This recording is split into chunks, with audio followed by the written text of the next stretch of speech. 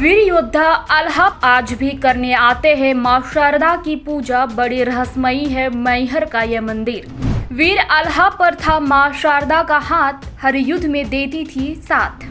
मैहर की मां शारदा पूरी करती है भक्तों की मनोकामनाएं, लगता है लाखों भक्तों का मेला।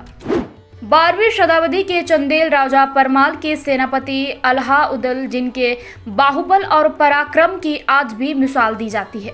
माना जाता है कि भगवान हनुमान हो, महाभारत का किरदार अश्वत्थामा या फिर बुंदेलखंड का अल्लाह, इन तीनों में एक समानता है। ये तीनों आज भी जिंदा है। क्या है सच्चाई अलाउद्दीन की और क्यों ये मान्यता है कि दोनों आज भी जिंदा हैं? कालिंजर के राजा परमार के दरबार में जगनीक नाम के कवि ने अल्लाह खंड नाम एक काव्य रचा था। उसमें इन वीरों की गाथा वर्णित है।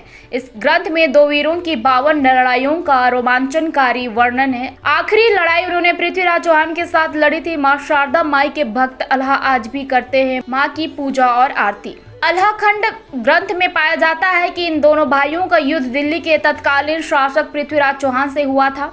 पृथ्वीराज चौहान को युद्ध में हारना पड़ा था, लेकिन इसके पश्चात अल्लाह के मन में वैराग्य आ गया और उन्हें संन्यास ले लिया। कहते हैं कि इस युद्ध में उनका भाई वीरगति को प्राप्त हो गया था। गुरु गोरखनाथ के आदेश से अल्लाह ने पृथ्वीराज को जीवन दान दे दिया था। पृथ्वीराज चौहान के साथ उनकी यह आखिरी लड़ाई थी। मान्यता है कि मां के परम भक्त अल्लाह को मां शारदा का आशीर्वाद प्राप्त था, लिहाजा पृथ्वीराज चौहान की सेना को पीछे हटना पड़ा था।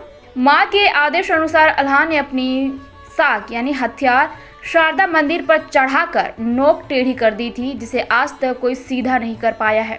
मंदिर परिसर में ही तमाम ऐतिहासिक महत्व के अवशेष अभी भी अल्लाह व पृथ्वीराज चौहान की जंग की गवाही देते हैं।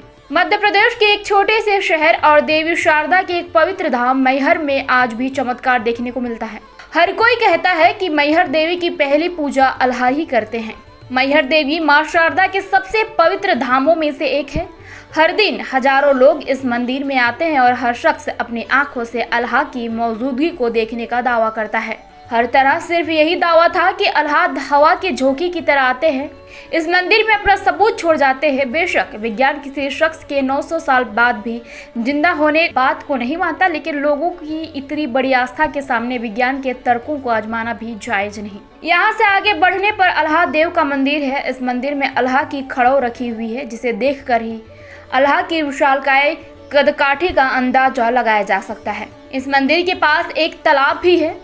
तालाब के पास बाकायदा एक सरकारी बोर्ड लगा है, जिसमें साफ साफ लिखा है कि अल्लाह अमर है। और इसी तालाब में स्नान के बाद अल्लाह मैहर देवी के मंदिर की पहली पूजा करते हैं। इस तालाब में कमल के फूल खिलते हैं और अक्सर वही कमल के फूल देवी के चरणों में पाए जाते हैं। इतिहास की कहानियां बताती है कि अलाउद्दीन 5 भाई थे, लेकिन यहाँ आकर पता चलता है कि इन मान्यताओं का रिश्ता महाभारत काल से है। माना जाता है कि अल्लाह और उनके 5 भाई द्वापर युग के पांडवों का ही पुनर्जन्म है। लोग कहते हैं कि अल्लाह ही महाभारत काल के युधिष्ठिर है। लोग मानते हैं कि अल्लाह को मां शारदा ने ही अमर होने का वरदान दिया था और तब से अब तक अल्लाह रोज आते हैं और देवी के चरणों में सिर झुकाते हैं। 12वीं शताब्दी का वह अखाड़ा भी है जहां अलाउद्दीन कुश्ती लड़ा करते थे। लोग मानते हैं कि कुश्ती परंपरा अलाउद्दीन ने ही शुरू की थी।